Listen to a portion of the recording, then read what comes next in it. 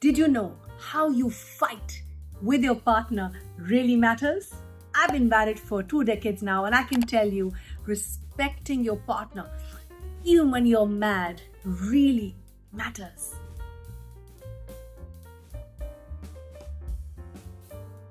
Hi everyone, this is me, Jyotika Bedi. I'm the founder of Happiness is Love. All couples fight and argue, but not all know how to do it the healthy way. And that is why at Happiness is Love, we curate videos so that together we can learn the healthy way, the positive way, the effective way. When you fight with your partner, what do you tend to do and say often? I'd like you to think about it. Well, extensive research has been done by Dr. John Gottman, and he says that he found different styles of conflicts that are clear signs of deterioration in a relationship to a point of destruction. And I would like to share a few red flags that might predict divorce from his findings. So, number one, do you find yourself criticizing your partner a lot? Criticism is like a poisonous dart thrown in the heart of your partner. When you criticize, you use the force of your anger to strike your partner instead of really solving the problem. That is why criticism feels like a personal attack to your partner. Here are some examples that I thought of, some critical statements, and I've been guilty of the same, that are usually said without a conscious wish to hurt. For example, you're not a man or a woman if you ... You never listen to me. You never help around the house. It makes me mad. You don't care about us. You are so selfish. You are so toxic. You are just disgusting. Do you often find yourself expressing disgust? Gottman has found that when one or both partners show too much contempt in the form of, let's say, disgust or disrespect or just being mean on purpose, just by name calling or mocking or constantly being sarcastic or shaming, this or using this kind of communication, it's really a way to lose any meaningful connection with our partner. It is also a number one predictor of divorce, he said, because contempt is the most poisonous of all relationship killers. Let's understand that. It destroys psychological, emotional, and even physical health. Dr. Gottman says contempt is like sulfuric acid for love. And here are a few examples that he stated. You are pathetic. It's like talking to a child. Don't be an imbecile. Do you also become defensive easily? Defensiveness is what you do when your partner criticizes you. It's your natural reaction to fend off an attack. The tricky part about defensiveness is that it feels justified. When you are defensive, you deny your partner accusations, justify your actions, your words, and turn the table on them by accusing them instead. If your partner asked you why you were late to, let's say, an agreed upon dinner time, you might say something like, "Stop nagging me all the time. I was at work, for God's sake, providing for this damn dinner, by the way. You knew I was going to be late. Why didn't you just move the dinner?" Do you withdraw? Some people attempt to defend themselves when accused or criticized for a short while, but then they naturally withdraw. This is a response that Gottman calls stonewalling. This reaction is a sign of psychological flooding when responding verbally, especially calmly and rationally, becomes almost impossible due to the state of the nervous system that's on fight or flight mode at that point. This feels like purposeful ignoring your partner, which often makes them feel angrier and more resentful. So the fight then escalates to the point when all involved feel bitter, rejected, unseen, unheard, and hurt. While conflict is inevitable, it doesn't have to be an all-out war where you and your partner just walk away deeply wounded emotionally and psychologically, doubting if you've made the right choice of your partner.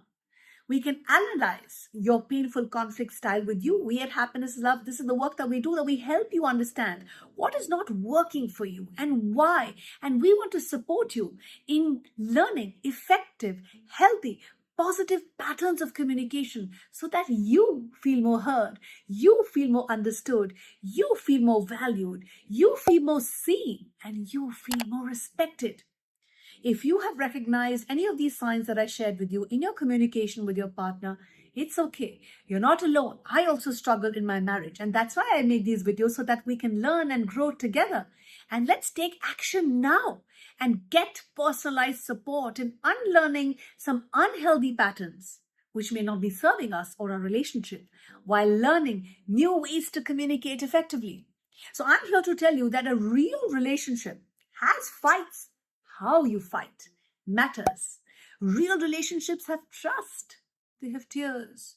They have sweet smiles. They have genuine laughter.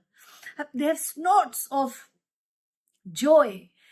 They have weird, silly, unnecessary arguments. There's patience. There is communication. And most importantly, there is love.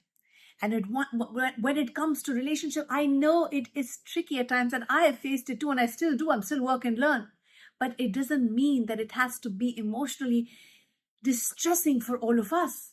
Couples can disagree, yes, even fight while still showing compassion and respect for each other. And this is what all psychologists are saying.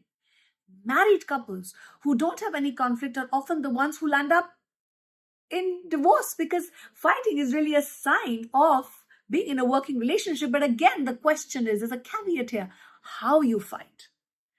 And the red flags that I shared with you, I want you to be mindful, self-reflect, and see, is there anything about your communication that can be better?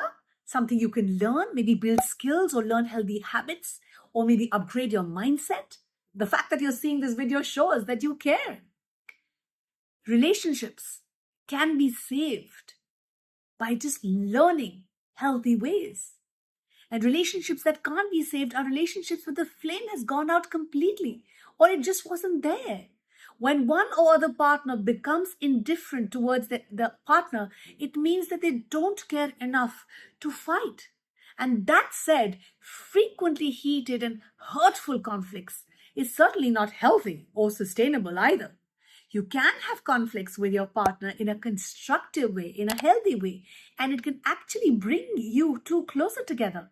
There was a study done in 2012 by the Society of Personality and Social Psychology, where researchers found that expressing anger to a romantic partner caused the short-term discomfort of anger for sure, but also incited some open, honest conversations that benefited the relationship in the long run.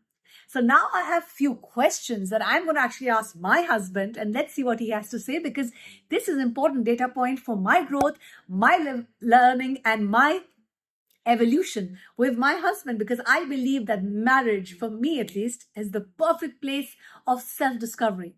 You want to know who you are, what you do, and how you do it? Just ask your spouse. It's fun. So I hope you can enjoy the questions that I ask my husband coming up. Okay, I'm going to go to my husband and ask him some very, very important and fun questions. Hey. How are you? Hi. Thank you for doing this for us. Are we ready? Mm-hmm. Yes. Okay, honest question. Honest. Answer. Okay, what do you do when you are angry with your partner, which is basically me?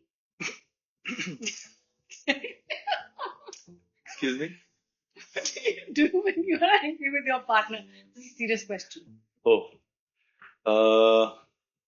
When I get angry with my partner, truthfully, I try to analyze how I played a part in this situation.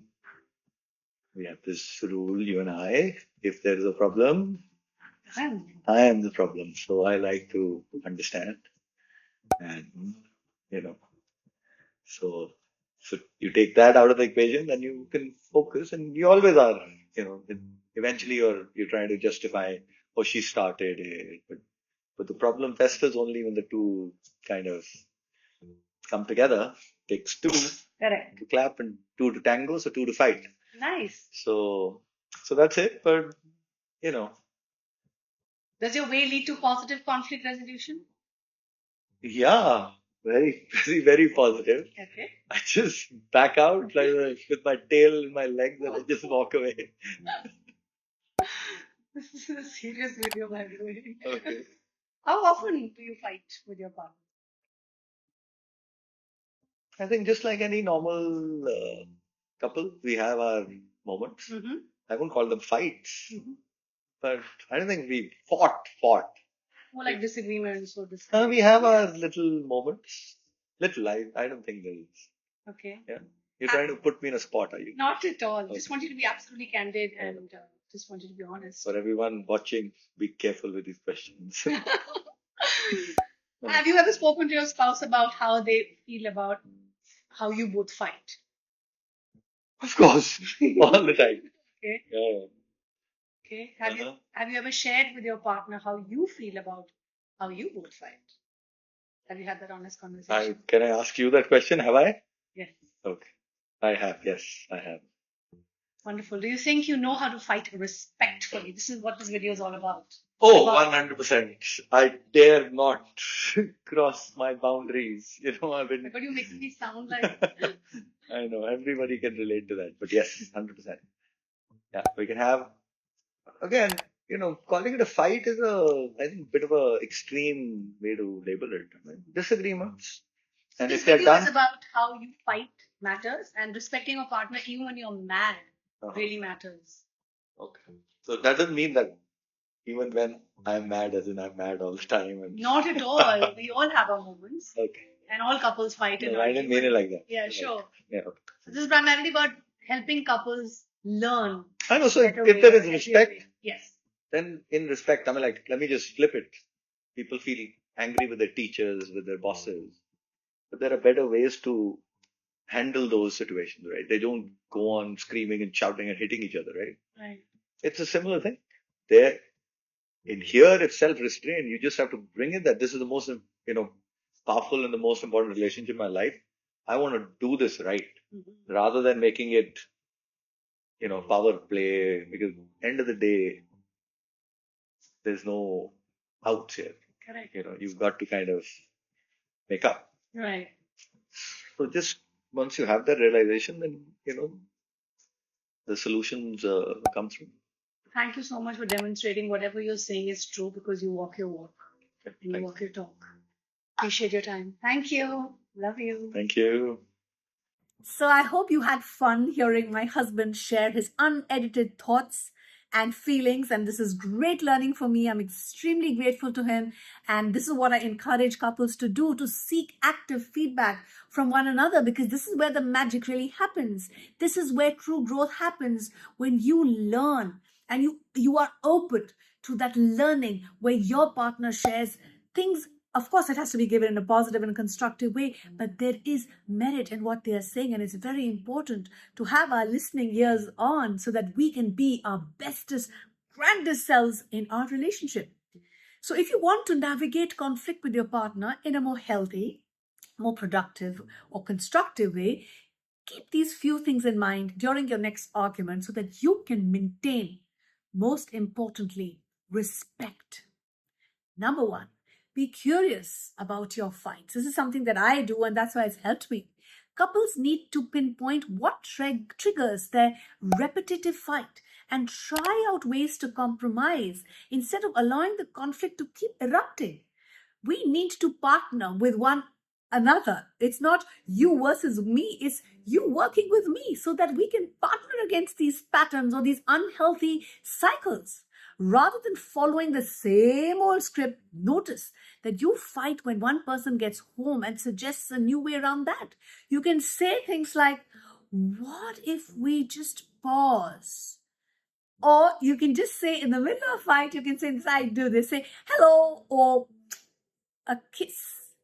Give it 15 minutes and come back together. Believe me, it is very, very powerful and very, very effective. Second, set a time for conflict. This again is very, very effective. Despite having even the most open lines of communication, conflicts are still bound to happen. Conflicts are a normal, healthy part of our relationship. And they are important because it's really the greatest opportunity for your personal growth and development. And it really helps the relationship thrive. So, despite having these conversations, it's very important that when you are having that conflict, when you do, it's helpful to choose a time to talk through those problems. If you start to have a fight, you can say, let's pick it up in the evening or another time when there's time, we both have the headspace for it.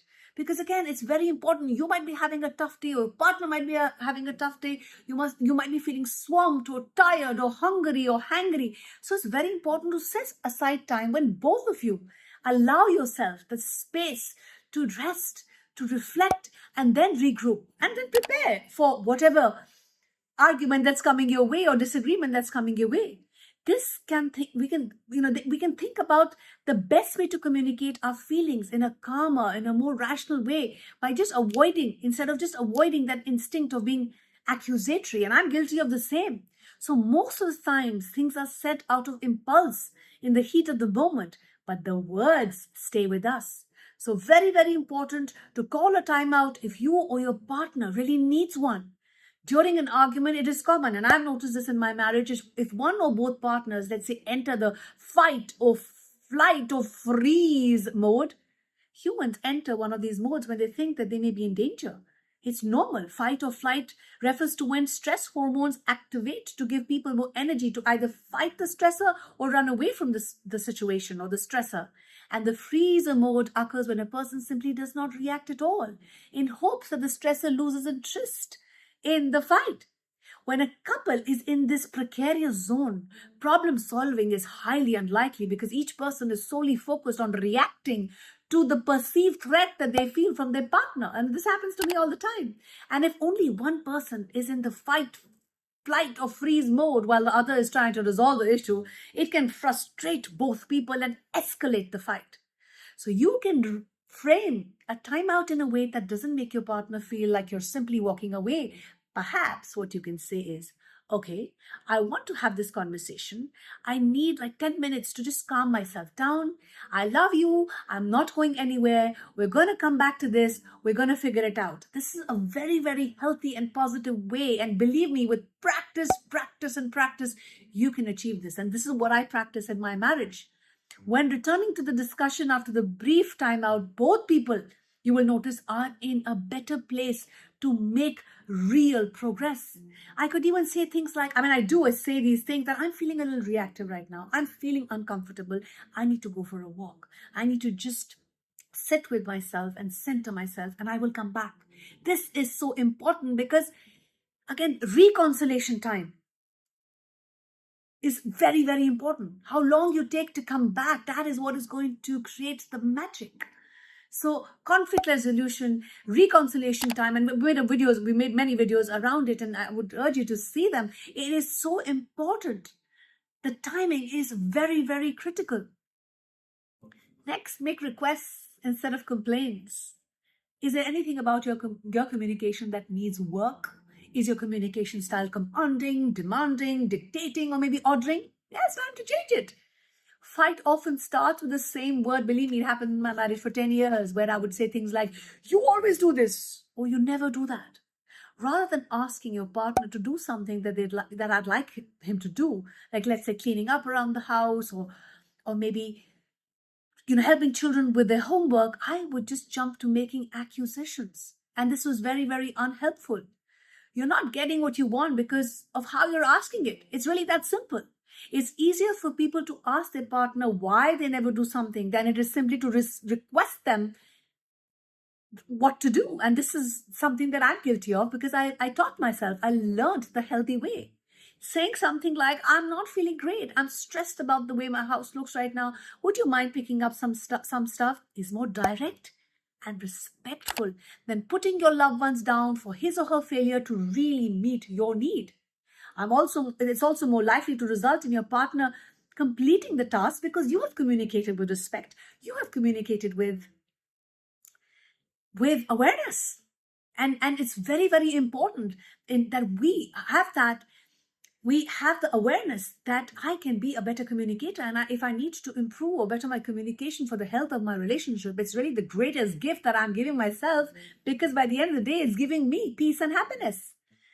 Another tool that I would like to share with you and has helped my marriage flourish is to listen and ask your partner for clarification. This is so important.